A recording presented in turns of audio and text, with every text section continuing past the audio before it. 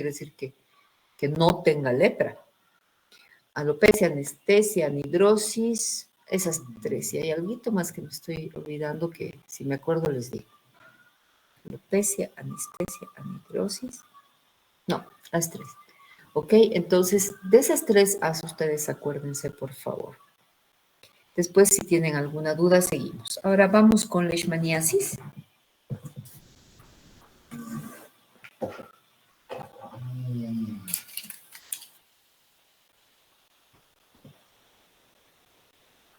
Eric, ¿te tocó a ti? Sí, doctora. Ya. Cuando quieras.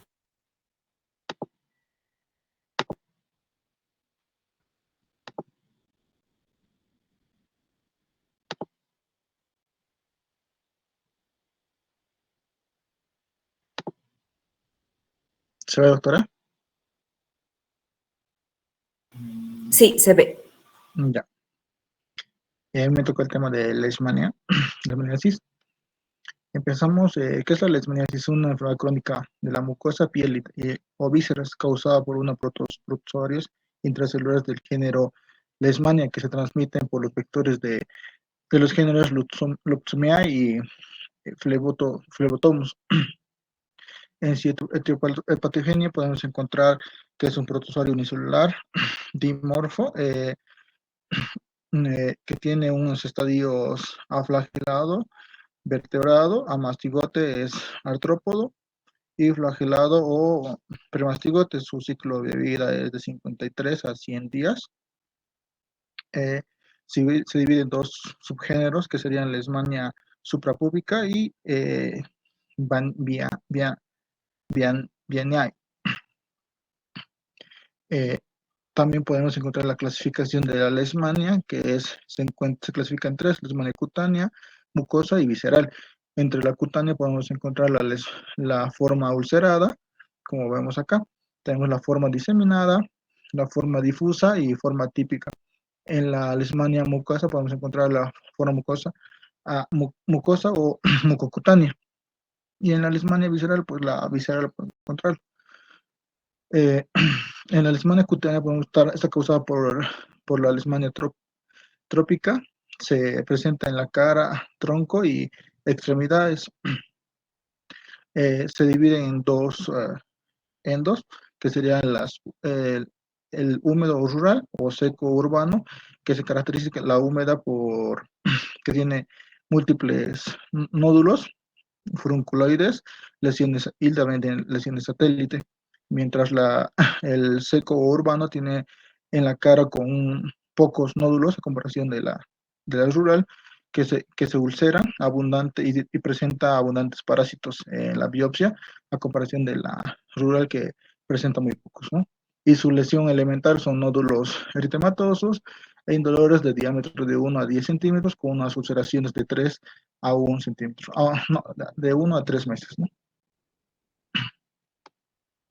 Entre la forma de leishmania cutánea podemos encontrar la forma cutánea condral, o también llamada úlcera del Chicleros.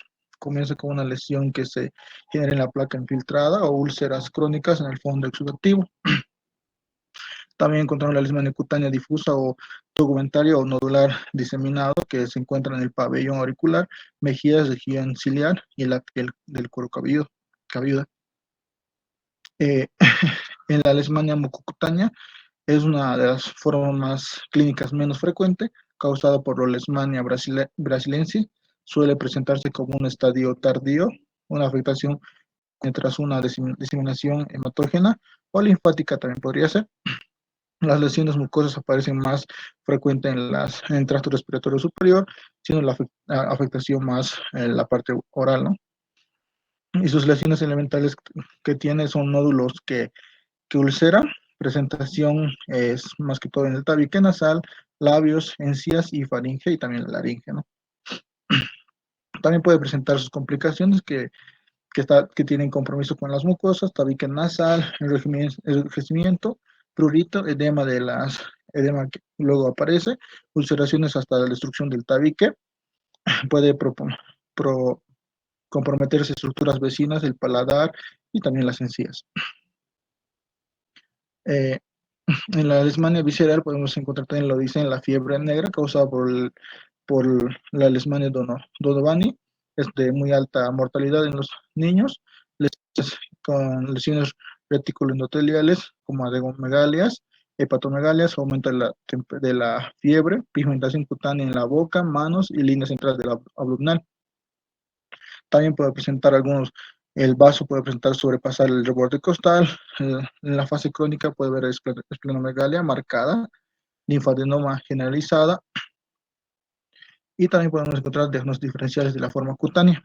En la forma cutánea podemos diferenciar su diagnóstico diferencial con la tuberculosis luposa, condritis nodular crónica, esporocticosis fija, y también podemos encontrar carcinoma espinocelular, o también podemos encontrar en, en esporoticosis, ¿no? Después, en su diagnóstico tenemos el frotis, PCR, tenemos inmunofluorescencia directa, aglutinación directa, ELISA y intradermorreacción de Montenegro. También podemos encontrar cultivo de Novi Manel y Nicole.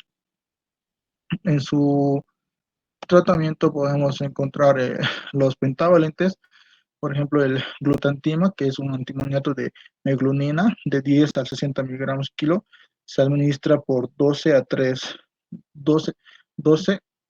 por 3 semanas.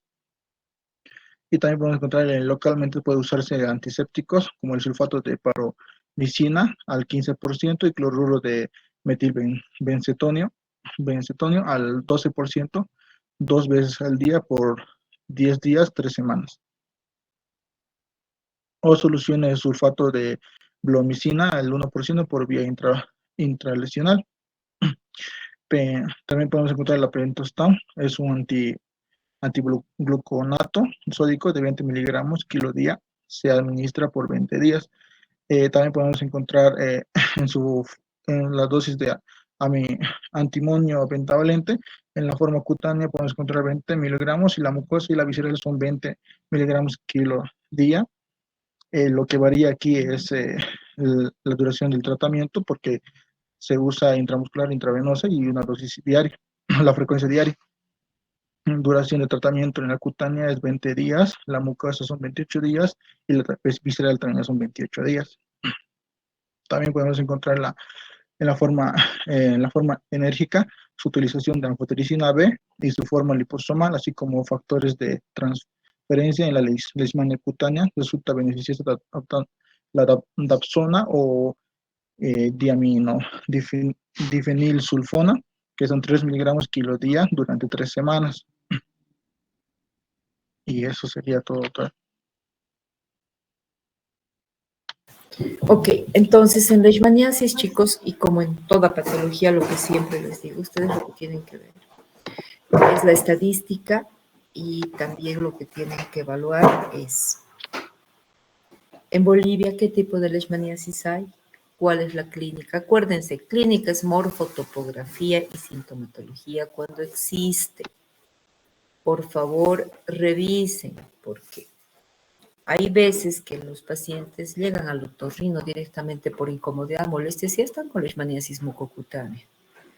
Y el paciente llega a fallecer por desnutrición, broncoaspiración. O sea, hay leishmaniasis atroces.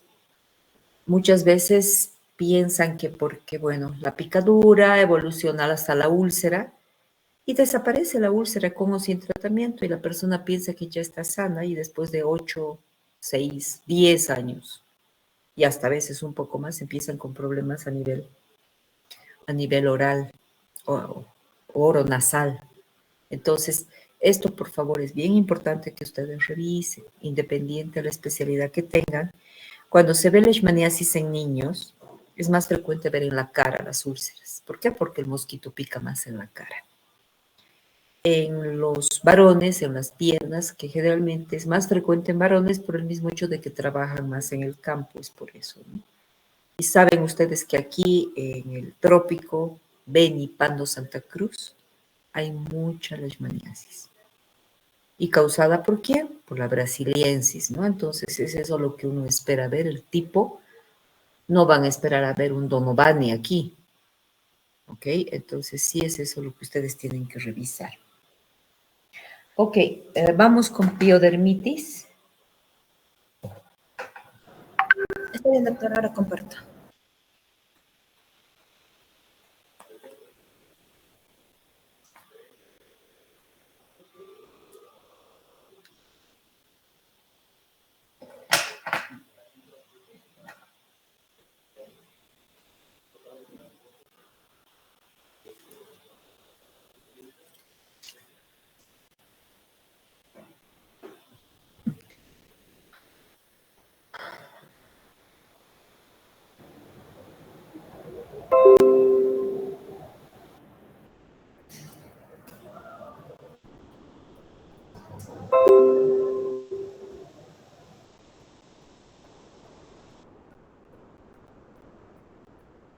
¿Se puede ver la presentación? Sí se puede ver.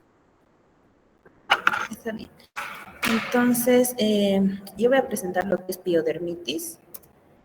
Y entonces, para poder ver esto, he hecho una pequeña clasificación, o bueno, tenemos una pequeña clasificación donde la piodermitis va a ser una infección por el Staphylococcus aureus o por el Streptococcus del grupo A. Entonces, en el Staphylococcus aureus vamos a tener el impético, foliculitis, forúnculo y la hidrosadenitis. En el Streptococcus del grupo B está la erisipela y el ectima, que de hecho el ectima también puede ser por un estafilococcus, pero predomina un poco más lo que son los estreptococos. Entonces vamos a ir hablando uno por uno. El impético vulgar. El impético vulgar se define como una dermatosis bacteriana aguda por el Staphylococcus aureus o también puede ser por otras bacterias. Esta va a ser autoinoculable y contagiosa. Entonces, ¿esto qué quiere decir? Que la persona misma, si tiene una lesión en la parte de cerca de la boca o en el mentón, como podemos ver acá, perdón, como podemos ver acá. Entonces, al tocarse esa parte y luego llevar la mano sin lavarse a otra región, puede llegar a afectar esa área también. Entonces, como dijimos, la etiología va a ser el Staphylococcus aureus, pero también puede ser el Streptococcus pyogenes. Entonces, esta se clasifica a su vez en primario y secundario. Y tenemos otro tipo de clasificación que va a ser, según a la causa y a la morfología, que va a ser estafilococo ampollar y estreptococócico costroso. Entonces, en esta clasificación, ¿de qué se diferencia la primaria y la secundaria? La primaria es cuando en la piel, o sea, se llegó a dar la lesión, pero sin que haya una dermatosis previa. En cambio, la secundaria se da la lesión, pero sobre una dermatosis preexistente. Y en base a la causa y morfología, que es el estafilocócico o ampollar, y tenemos el estreptococócico o costroso. Es decir, que esta va a producir las ampollas. Cuando se vean las ampollas va a ser por estafilococos, o cuando se presente lo que son las costras, el estreptococos. Entonces, ¿cuál va a ser la lesión de esta? Primeramente se va a ver una ampolla que va a tener un halo eritematoso. Esta ampolla generalmente mide de 0,5 a 2 centímetros aproximadamente y el contenido de esta va a ser clara. Luego esta progresa y va a dar lugar a lo que son las pústulas y esta pústula generalmente aparece a las horas para que posteriormente se rompa el techo de la pústula y dé lugar a un exudado seroso o seropurulento. Y finalmente, lo que son las costras, ¿no? Las costras melicéricas. Entonces, esta es la forma primaria, esta sería la lesión primaria o lo que se presenta. Y generalmente se va a presentar, o bueno, ¿en qué lugares se va a presentar? En los orificios naturales, como alrededor de las fosas nasales, de la boca, como podemos ver acá, o también alrededor de los ojos. Y la forma secundaria primeramente se va a presentar un eritema, como podemos ver, un eritema, posteriormente progresa a lo que son las pústulas, también ampollas, se da el exudado y también las costras melicéricas. Pero estas, a diferencia de la otra que generalmente es en los orificios naturales, esta puede presentarse en cualquier parte del cuerpo. Entonces, esta sería la forma secundaria o también llamada dermatosis pruriginosa previa. Y bueno, aquí tenemos otras formas más que se puede presentar el impétigo, que es el estafilocócico verdadero, el impétigo contagioso o sifiliforme. Esta, por ejemplo, la estafilocócico verdadero es una lesión, la lesión va a ser una ampolla y como pueden ver acá va a ser circinado, o sea, una forma de circular. La contagiosa o sifiliforme va a ser por infección estreptococócica y la lesión va a ser en las vesículas. Y estas no se van a presentar en palmas ni en plantas, a diferencia de lo que es la estafilocócica verdadera, que esta sí se presenta en palmas y plantas. Luego tenemos el impétigo en capas de la piel cabelluda, que generalmente viene precedido de un prurito intenso y luego se forman las costras que van a llegar a aglutinar lo que es el cabello, como se puede ver acá. Luego tenemos el impétigo de las mucosas, donde las placas van a ser erosivas, donde se puede presentar lo que es la queilitis angular o boqueras y como se ve acá, generalmente se presenta en los labios y la mucosa oral. Y también se puede presentar lo que es la queratitis flictenular. Posteriormente tenemos el impétigo circinado seco, que es una ampolla, pero que va a tener muy poco líquido y este va a ser circular y escamoso, circinado, como se puede ver acá, de esta forma. Tenemos el impétigo miliar, que son microvesículas, y el intertrigos piógenos, que se presentan en los pliegues y más que todo en la parte retroauricular. El diagnóstico pues va a ser en base a la clínica y también se puede pedir cultivo o el PCR para determinar si es Staphylococcus aureus, pero generalmente es la clínica. En cuanto al diagnóstico diferencial, debemos diferenciar de lo que son las tiñas inflamatorias, la dermatitis herpetiforme, el pénfigo, herpes simple y la dermatitis de contacto. Y el tratamiento lo voy a hablar al final, que es similar en todas, entonces lo voy a hablar al final. Luego tenemos lo que es el ectima. El ectima se define como una infección dermo-hipodérmica por Staphylococcus pyogenes o Streptococcus pyogenes, o Staphylococcus aureus. Entonces puede ser por cualquiera de los dos, pero generalmente es por Streptococcus. Y como ya hemos visto en el anterior, en el impétigo, la infección es en la epidermis. En esta va a ser en la dermis y en la hipodermis. Esto también nos va a ayudar a diferenciar. Entonces, que la etiología va a ser el Streptococcus pyogenes o también puede ser Staphylococcus o gram negativos. También es tiene autoinoculación y vamos a pasar ahora a la clínica. ¿Cuál va a ser la lesión? La lesión van a ser vesículas, pústulas, que posteriormente, que estas vesículas van a estar sobre una placa eritematosa, sobre una placa roja, y estas se llegan a ulcerar, pero las úlceras van a ser en sacabocados, como se puede ver en las imágenes. Y el fondo va a ser necrótico y los bordes, como se ven acá, también van a estar, van a tener bordes definidos y los bordes van a estar en sacabocado y de un color más oscuro. Y generalmente se presentan en las piernas, ¿no? En la pierna, dorso del pie, todo eso. Esta patología generalmente sí se presenta con síntomas generales, con otros síntomas más, y generalmente es la fiebre, y la evolución va a ser crónica y dolorosa, y esta va a dejar cicatrices. El diagnóstico diferencial va a ser el impétigo, micobacteriosis cutánea, leishmaniasis cutánea y pioderma gangrenoso. El tratamiento lo voy a mencionar al final. Ahora pasando a lo que es el síndrome estafilocócico de la piel escaldada. ¿Cómo se lo define? Es una dermatosis aguda propia de los neonatos y menores de 5 años. Es causada por lo que es la toxina epidermolítica de Staphylococcus aureus del grupo 2. Entonces, su etopatogenia, como menciona, van a ser los Staphylococcus aureus y que va a ser por 2 exotoxinas, las exfoliatinas A y B. Las A van a dar el lugar a lo que es el impétigo ampollar y la B es el que va a dar el síndrome estafilocócico de la piel escaldada que estamos hablando ahora. Y esta, como a diferencia de la otra, también se va a presentar en lo que es la parte de la epidermis, en la capa subcorneal.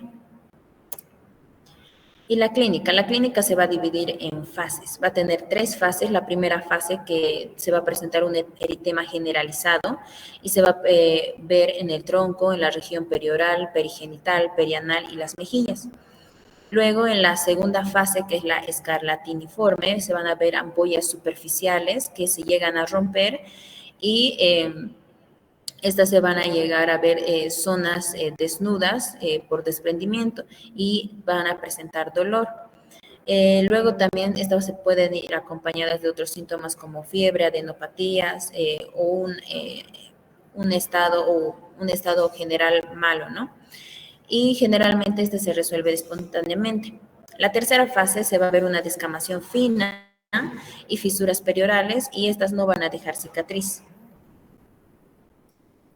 En cuanto al diagnóstico, también es la clínica, pero también tenemos lo que es el citodiagnóstico de TANC y los cultivos que se puede realizar de las muestras de nasofaringe, de la conjuntiva, del ombligo o de las vías urinarias. Y también nos sirve lo que es el PCR.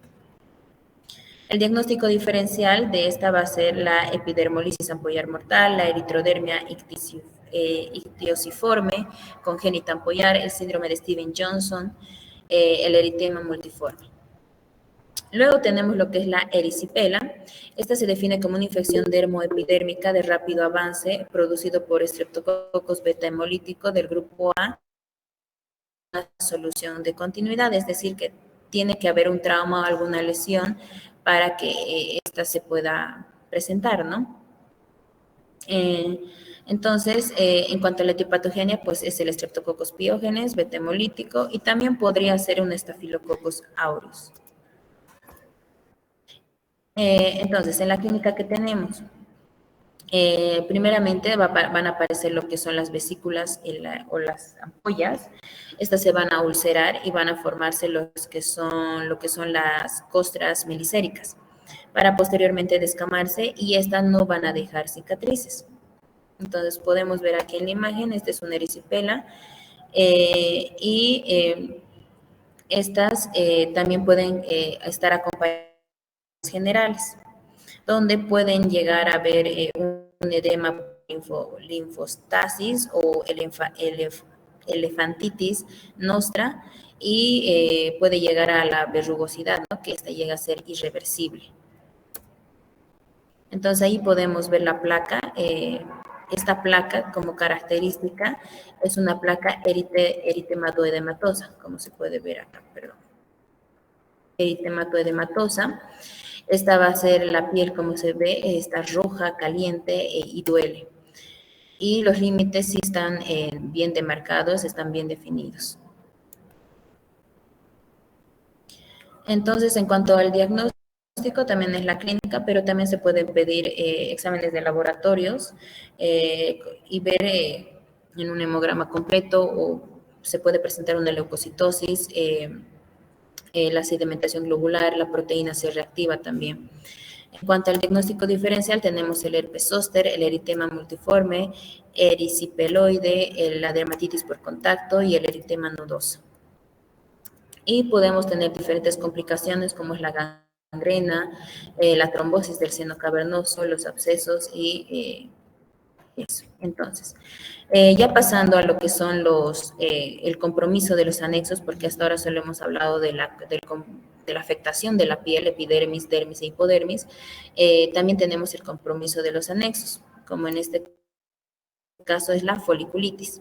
La foliculitis va a ser una inflamación aguda perifolicular de origen estafilocócica, es decir, que también va a estar producido por el Staphylococcus aureus. Esta, a su vez, genera una reacción perifolicular que puede ser superficial o profunda.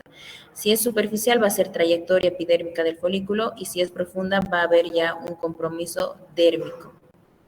Y entonces los factores que van a favorecer a lo que es la foliculitis va a ser los traumas, por ejemplo, al rasurarse.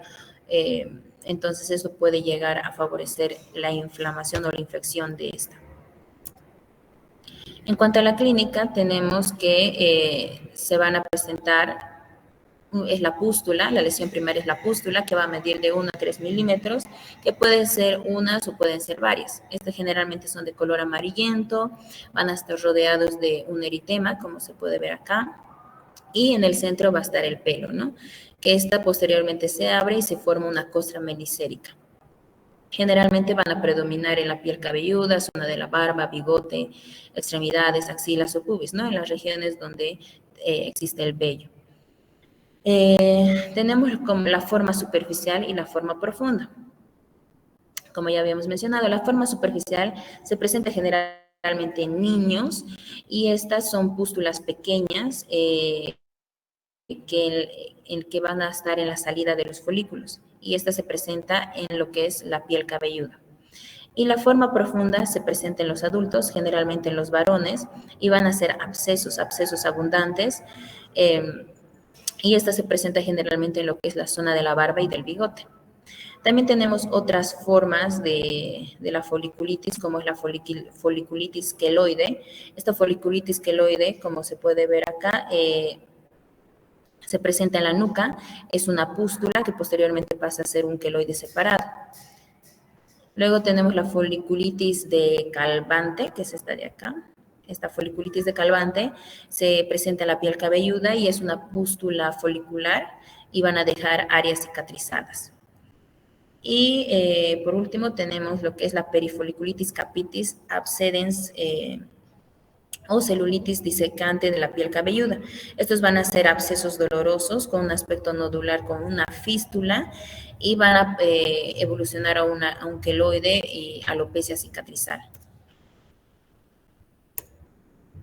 El diagnóstico diferencial de la foliculitis va a estar la forunculosis, la iconiosis folicular, la pustulosis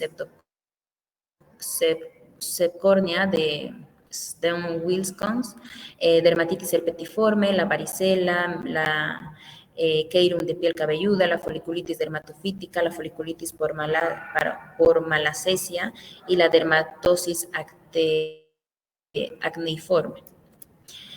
Ahora pasando a lo que tenemos la furunculosis. La furunculosis es una infección, pero esta va a ser una infección mucho más profunda de lo que es el folículo piloso. Va a producir una necrosis central e intensa reacción perifolicular. Entonces, esta va a ser más grave, por así decirlo. El causante de esta va a ser el Staphylococcus aureus y como podemos ver acá, la lesión va a ser una pústula o absceso doloroso que va a medir aproximadamente de 1 a 3 milímetros o hasta 1 o 2 centímetros. Estas van a ser bien delimitadas y van a estar rodeadas de un halo eritematoso. Aquí se puede ver el halo eritematoso. Estas llegan a ser fluctuantes, se abren y luego dejan salir una pus espesa, amarillenta, que lo llaman clavo y pues sí, esta va a dejar cicatriz.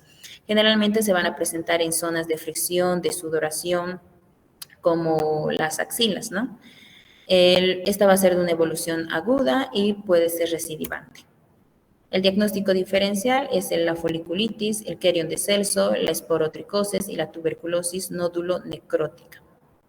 Y por último tenemos lo que es la hidrosadenitis. La hidrosadenitis es una enfermedad del epitelio folicular terminal en las glándulas sudoríparas apócrinas. Entonces va a estar producido por Staphylococcus aureus y estas se van a presentar, se va a presentar un absceso que va a ser mucho más profundo. Se forman plastrones subcutáneos que van a tener fístulas y por las fístulas van a salir una pus amarillenta espesa, ¿no? Lo que habíamos mencionado en la anterior patología que se llama clave. Y esta se presenta en lo que son axilas e ingles. El diagnóstico diferencial va a ser la coccidioidomicosis, la actinomicosis, la tularemia y quistes epidérmicos infectados. Y el tratamiento pues va a ser lo mismo en todos, empezar siempre con el lavado con agua y jabón, con un jabón antiséptico en el área donde va a estar afectada. Se pueden utilizar antibióticos tópicos y sistémicos, todo dependiendo de cuál sea la magnitud de la lesión, ¿no? Entonces, se puede usar los tópicos como es el sulfato de cobre, la mupirocina o la gentamicina al 2%, el fusidato de sodio, bacitracina o la verapamulina. En los antibióticos sistémicos tenemos la dicloxacilina, que en adultos se da 500 miligramos cada 6 horas por 7 días, en niños 100 miligramos kilogramo día cada 6 horas, y también se puede dar cefalosporinas de primera o tercera generación, que son muy efectivas, por un tiempo de 7 a 14 días. Y si existe una Staphylococcus aureus meticilino resistente, se puede dar vancomicina, linezolid o la eritromicina en niños, que funciona bastante bien, 30 miligramos kilogramo día. Y también se puede utilizar lo que es la oxacilina. Gracias. Entonces, las infecciones bacterianas hay causadas por diferentes microorganismos. Lo que a ustedes les corresponde estudiar es solamente causadas por dos: Streptococo beta hemolítico del grupo A o Piógenes y el Staphylococcus aureus. Entonces, el primer paso que ustedes tienen que hacer es dividir cuáles son causadas por estrepto, como han visto, cuáles por estáfilo y cuál por ambos. Porque, por ejemplo, el impétigo puede ser causado por los dos, también la celulitis puede ser causada por los dos. En cambio, aquí hay algunos que son característicos, ya sea solo de estáfilo o solo de estrepto. Ustedes tienen que ir anotando la clínica de cada uno. Porque si yo les pido, por ejemplo, te pido diagnóstico diferencial de un impétigo. Entonces, tú lo primero de impétigo que tienes que acordarte que es costras mielicéricas. Usualmente hay impétigos primarios e impétigos secundarios. Por ejemplo, uno lee en varias patologías, incluso en dermatitis atópica, cuando han expuesto, recuerdan que decía puede impetiginizar. Ahora ustedes ya saben qué quiere decir, que puede haber costras mielicéricas causadas por Staphylococcus aureus, por una infección secundaria, y justamente es secundario. ¿Por qué? Porque si fuera primario es lo primero que aparece. Entonces aquí es sobre una dermatitis o dermatosis previa. A esto se llama impetiginización, que ese día me preguntaba alguien, que yo les dije, son costras como en panal de miel, que así menciona el libro, de ahí el nombre mieli o melicérica, según el libro que ustedes estudian. No voy a explicar todo de nuevo, tienen que revisar diagnósticos diferenciales de cada uno. El tratamiento, como esta mañana yo le dije a Jessica, es mejor hacer en uno solo de todo, porque todo es antibiótico, sea tópico o sistémico. Y tienen que ver también qué complicaciones hay, chicos. Hay mucha gente que se muere justamente, ¿por qué? Porque dice sepsis. Y por una tontera empiezan con celulitis, más aún si la celulitis es, por ejemplo, en cara. ¿Por qué? De una extracción dental.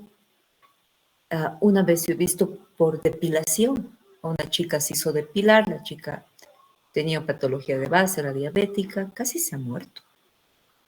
Entonces, parece tontera, pero no es. No es. Por favor, siempre revisen, fíjense. En el consultorio hemos visto igual la anterior semana otra piodermitis. Y cuando hay calor, todo empeora. Todo lo que es a nivel de microorganismos con el calor tiende a agravar. ¿Por qué? Porque es más fácil que cualquier microorganismo, sobre todo parásitos, bacterias, crezcan, ¿no? Entonces, siempre revisen.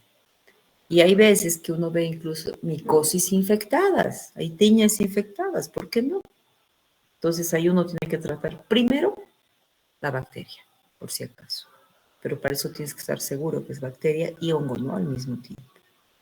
Ya, chicos, vamos con un tema más porque mañana tienen examen, ¿no? Entonces no van a pasar clases.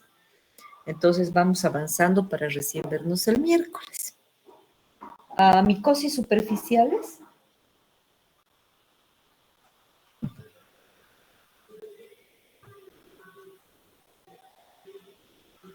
Sí, doctora, yo. Ok.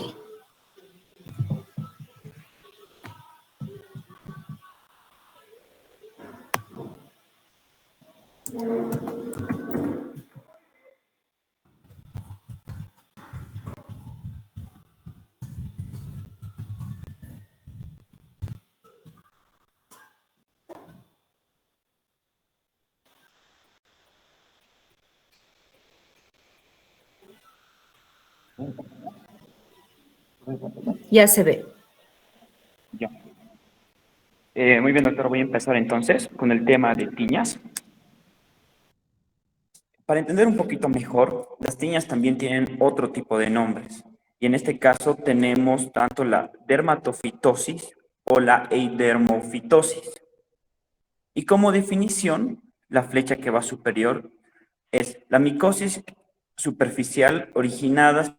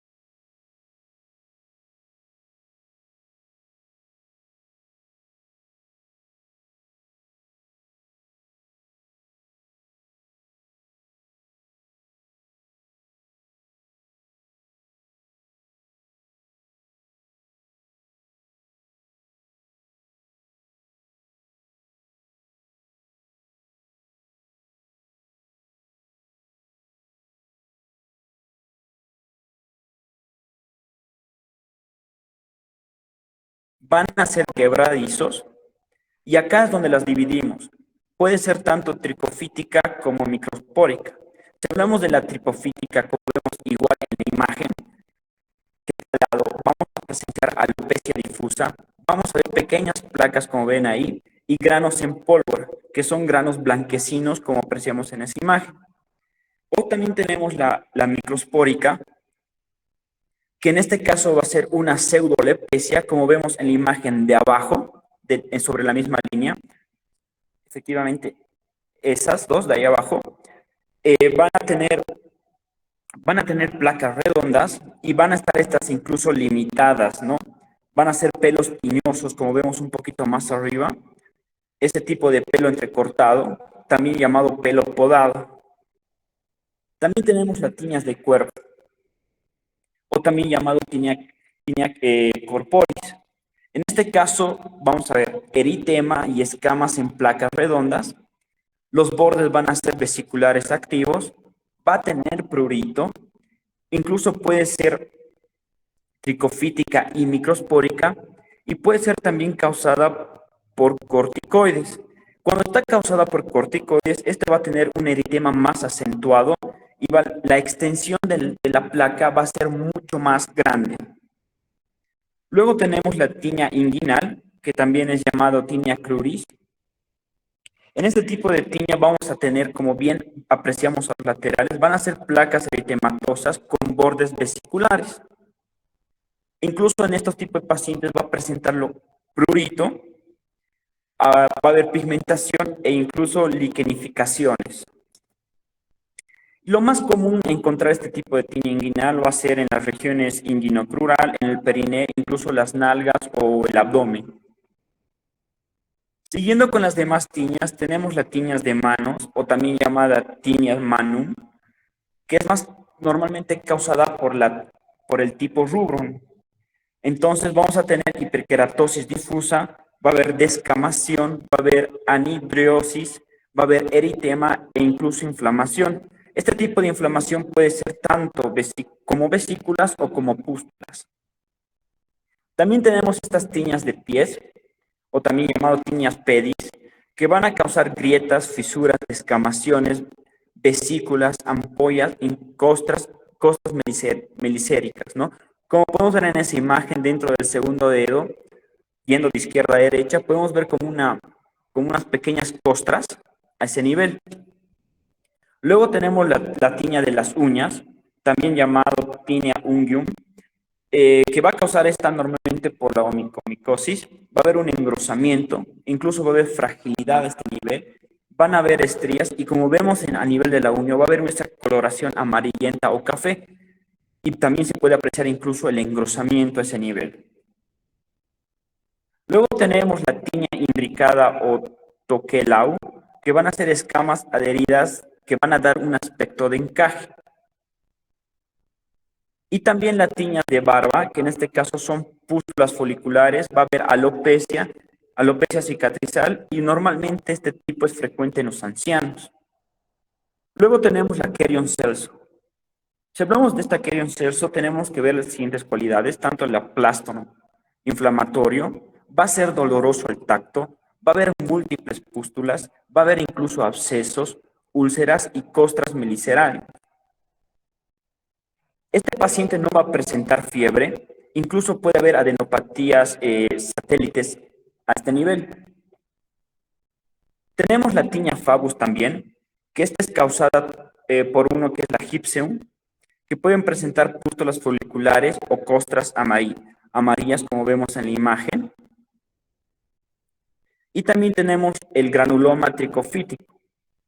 Si hablamos de este, hay dos tipos.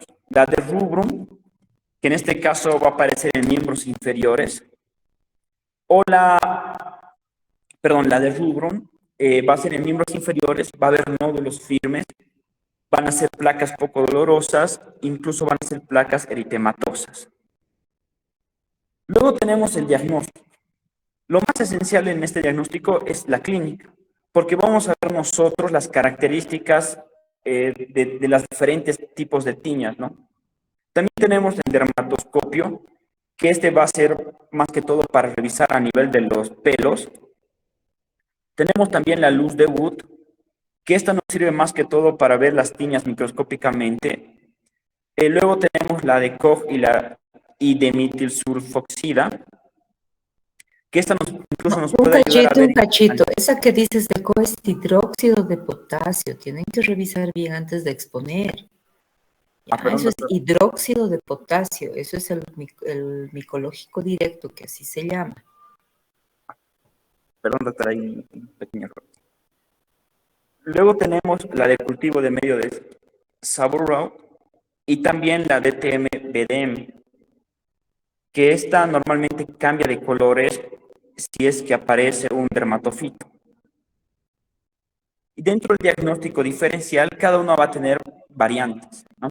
Dentro de la tiña de cabeza tenemos la tricotilomania, la alopecia sifilítica y la dermatitis seborreica. Dentro de la tiña del cuerpo tenemos la pitiriasis rosada, granuloma anular, eritema anular centrifugado. Dentro de la tiña de manos presenta la dermatitis por contacto, la dishidrosis... Un cachito. Eritema anular centrífugo, como está escrito. Sí, sí, sí. no centrifugado. Ah, perdón.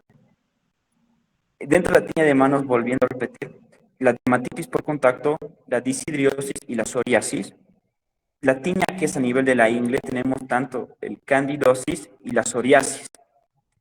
Dentro de la tiña de los pies tenemos también la candidosis, la queratolisis punteada, y dentro de la tiña de las uñas tenemos la candidosis, la psoriasis, la exostosis subungueal y la onicocriptosis. Y finalmente vamos a presentar el tratamiento.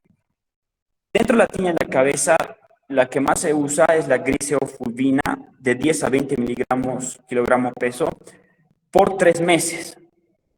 En caso de estar frente a nosotros una piel lampiña, podemos usar lo que son toques de yodo al 3%, los ungüentos de Whitfield, el tolnaftato al 1%, que esta puede variar, puede ser tanto en crema o en talco.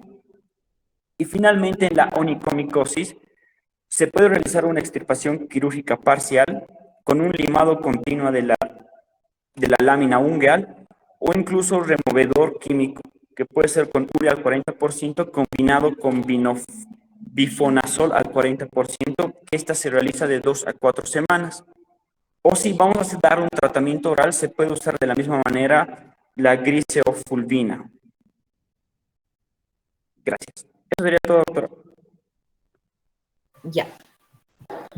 Lo que les decía entonces, las tiñas.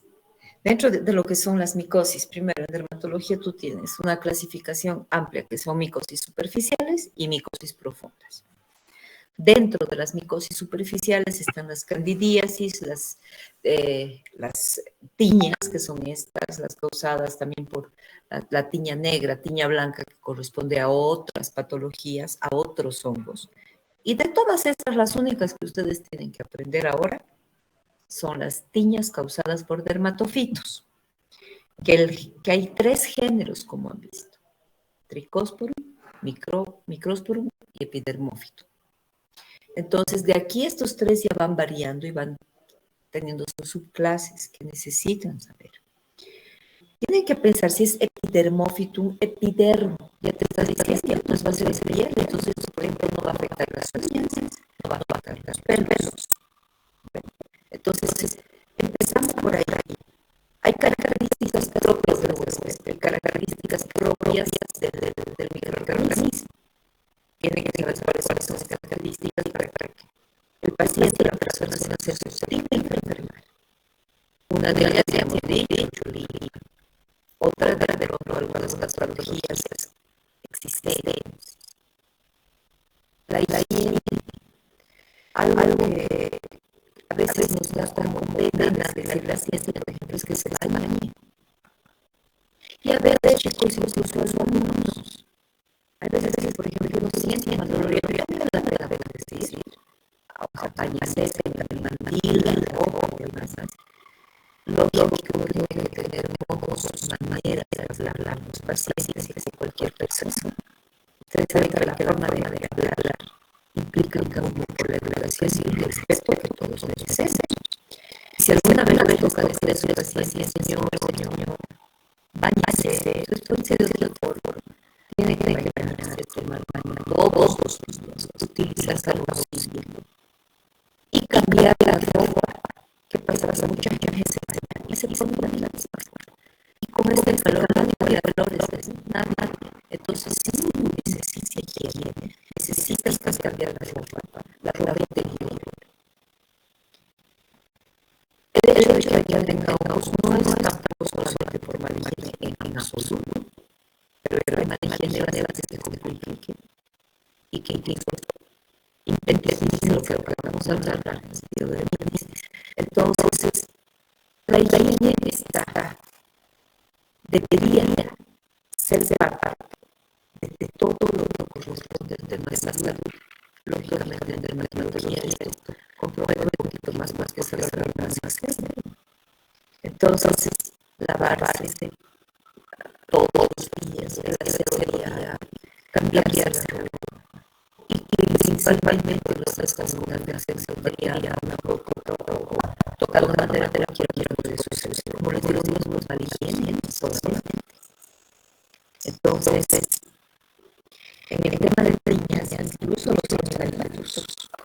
los animalitos.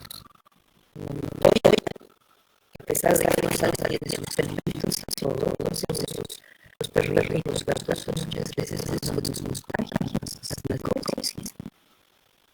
¿Por qué? Porque esto no es propio del ser humano, de la persona, del homo, como por ejemplo en Sara, es castigativo que dice sociedad de hominis. Aquí sí solo es el contagio de personas, en esta ocasión, en el tema de mantener los alimentos nos pasan de ser humanos y también del peligro, solo por los procesos son antrofílicos, zoofílicos y geofílicos. Estas cosas son muy necesarias, me parecen absurdas, no le podrían sentir.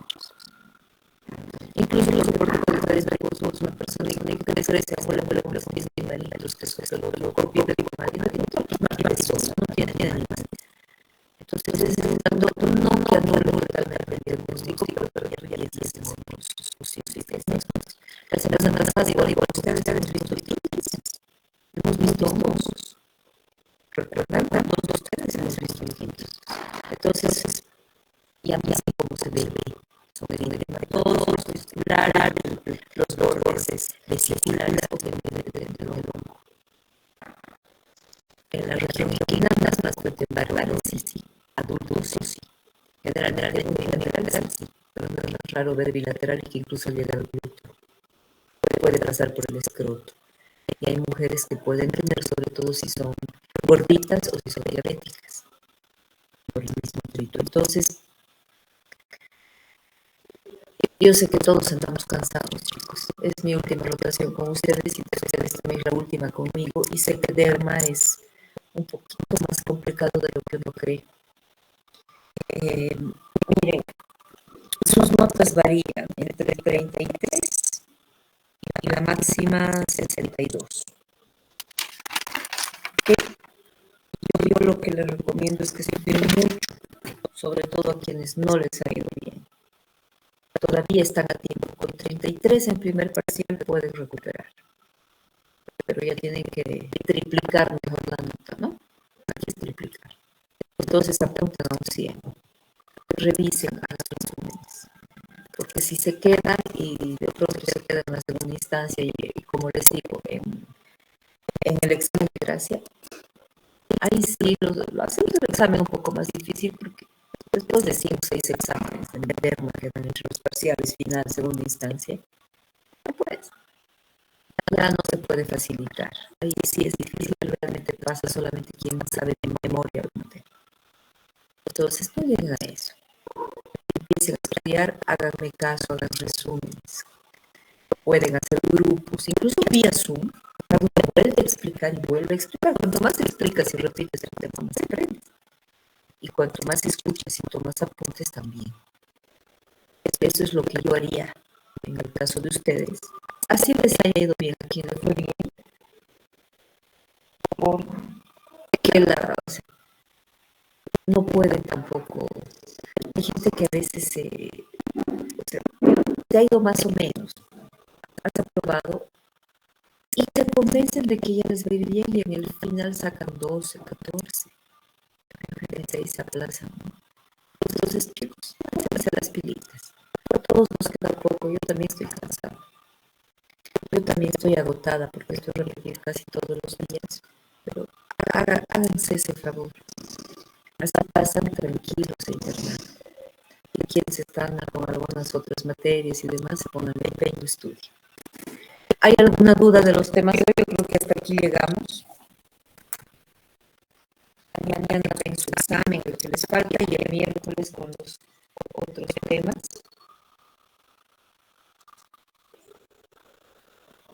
¿Alguna duda, alguna pregunta? ¿Nada? Sí, doctora. Yo tenía una duda sobre leishmaniasis. En el caso del tratamiento, nosotros quería preguntarle cuál es el tratamiento que usted suele acomodar, porque en el libro nos mencionan, en realidad en todos los temas nos mencionan un montón de tratamientos, pero es bastante complicado para nosotros saber cuál es el que deberíamos de estudiarlo, ¿no? Ya. Entonces, sobre Mira, todo para leishmaniasis. claro, te explico, les explico. En leishmaniasis generalmente, ¿por qué está incluido en el temario? Porque cuando la persona tiene algún problema de piel, sea infeccioso, sea de cualquier origen, la persona nos dice, ay, ir al infectólogo. Entonces nos buscan a los dermas. Y nosotros lo que hacemos es derivar al infectólogo. Eso es lo más prudente, porque eso toda cosa corresponde, ya que son tratamientos largos, serios, a veces requieren internación. Entonces, ¿cuál es el más barato? Porque decirte bueno, bonito y barato que se consigue es el glucantime, que es el antimonial, que se usa entre 20 y 50 miligramos de peso, que hay que tener mucho cuidado, pero a veces la persona tiene resistencia. Entonces aquí tú utilizas la anfotericina B. Hay que ver, hay que monitorizar a estos pacientes. Yo les sugiero que revisen incluso de pronto, no sé, pues publicaciones, que vean libros de lo que es infectología, porque ustedes ya han pasado por el efecto y han debido ver pacientes con leishmaniasis. Seguramente ahí han aprendido a tratar, a manejar, o por lo menos han leído cómo se trata. La parte práctica es la que los infectólogos hacen. Entonces, básicamente son glutathione y anfotericina, son estos dos los que más utilizamos. ¿Ya? Y tú, ¿qué tienes que aprender? ¿Qué dosis vas a usar? ¿En qué vas a diluir? Si le vas a poner intramuscular, si vas a hacer endovenoso, cada cuánto se aplica, cómo monitorizas a tu paciente. Tu paciente pesa 60 kilos, ¿cuánto le vas a dar? Entonces, estos detalles son los que hacen la diferencia. Revisen, por favor. Pero básicamente son estos dos, Erika. ¿Ya? Gracias, doctora. De nada. ¿Alguna pregunta más?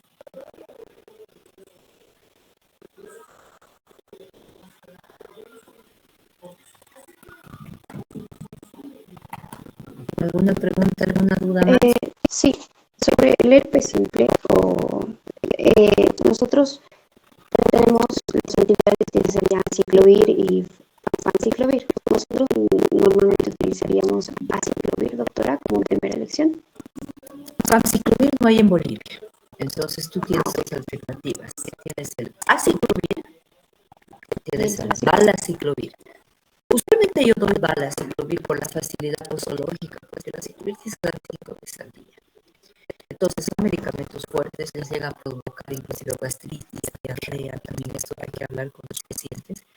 Tú puedes dar cualquiera, sin embargo el valaciclovir es un poco más caro. Entonces hay que ver el precio también.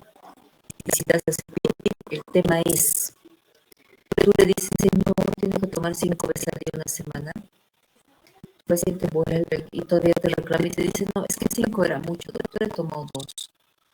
He preguntado y me han dicho que tome 3 nomás. Varias veces me ha sucedido eso. Entonces, por eso yo opto dar para el ciclovir. Incluso porque es caro, el paciente toma.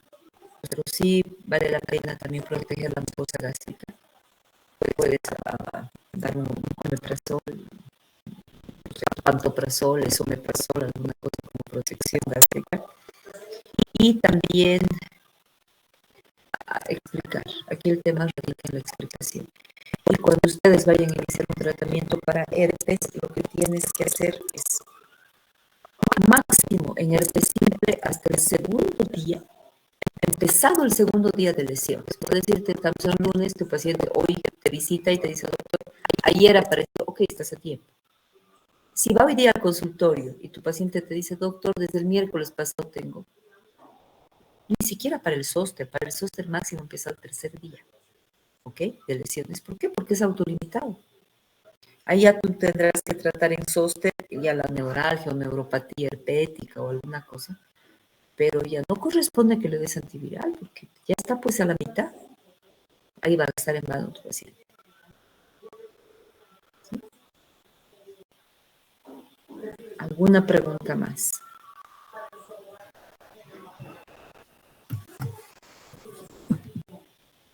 ¿Alguna duda más?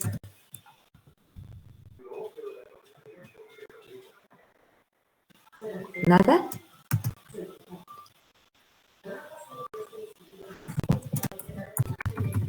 ¿Ahí lo dejamos? Y sí, otra cosa más. Para las niñas, doctora, para el diagnóstico, nosotros podríamos hacer observación a través de la clínica. Dentro de los otros tipos de diagnóstico, ¿cuál sería el más recomendado después de la clínica? Ya. Tú tienes el más rápido, si tú quieres, que es el micológico directo, y es lo que le corregí a Raimi, que no es el K, el CO, es hidróxido de potasio, ¿ok? OH es hidróxido y K es potasio. Que eso el mismo día te entregan el resultado, pero ¿qué ocurre? Que hay más margen de error también, a no ser que sea un honguito bien lindo, bien descamativo, con mucha clínica. Pero si tú tienes dudas, por ejemplo, de una onicomicosis que no es muy característica o hay poco material, pide un cultivo micológico que puede demorar hasta un mes a veces, pero eso es más específico e incluso te da el nombre del hongo. Te dice, es un tricófitum. A veces no te da el apellido, pero si es tricófitum, tú dices que puede ser rubrum o tonsurans, dependiendo del lugar también. ¿Okay? Y también tienes la lámpara de Wood, cuando es, por ejemplo, en la cabeza. Con la luz de Wood tú ves el Microsporum canis, lo ves verde, fosforescente. Se ve bien bonito, brilla.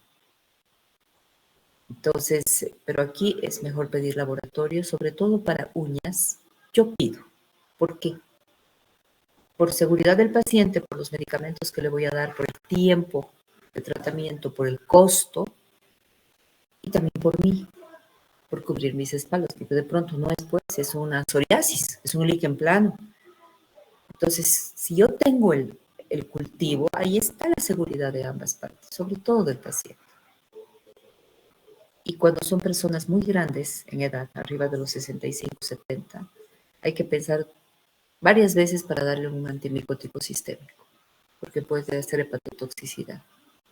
Y durante los meses, años, a veces años más que de tratamiento, no pueden ingerir alcohol. Entonces eso también es complicado, sobre todo en Bolivia y en Cochabamba peor, ¿no? Entonces aquí hay que ver el tema del alcohol. ¿Alguna pregunta más, chicos?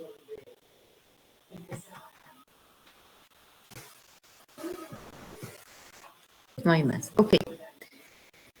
Mañana entonces no nos vemos. Sí, a los que les toque ir al consultorio van nomás. Ya, vayan mañana a los que les toca. Y directamente el miércoles, también a los que les toca van al consultorio y ya en la tarde continuamos con la clase. ¿Listo? Ok. Listo, chicos. Entonces mañana con los que les toca y el miércoles en la clase virtual para las exposiciones. Que les vaya bien.